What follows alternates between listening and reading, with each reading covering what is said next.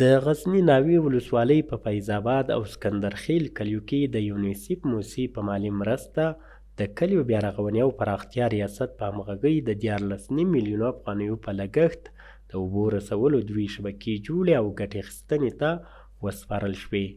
14 میلیونه بودیجه وسیلته موږ په هغو دواړو ټانکیو باندې مصرف کړې ده او هغې ټانکۍ ټول حجم د هرې ټانکۍ چې 6 متره مکعبه هرې ټانکۍ هغه انداز درلوده. یو مستفیدینو کورنۍ هلته شوې 404 کورنۍ هلته په دواړو کلیو کې.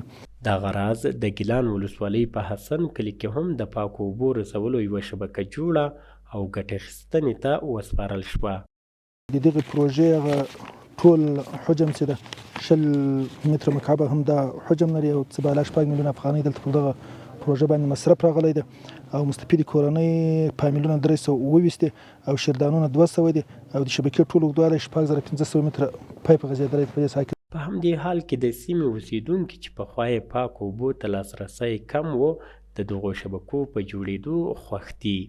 بیخي له لرې مو اوبه راوستې، اوس دومره زیات خوشحاله یو په دغو 2 شبکو کې تقریبا بیخي زیات کلي له اوبو څخه له پاکو اوبو څخه برخمن شوي دي او ښې پاکې اوبه هر کور ته رسیږي. اوس په یو څښاک اوبو باندې خو د خلکو ګزاره نه کېږي او نه په دې باندې د دوی کوم ضرورت پوره کېږي.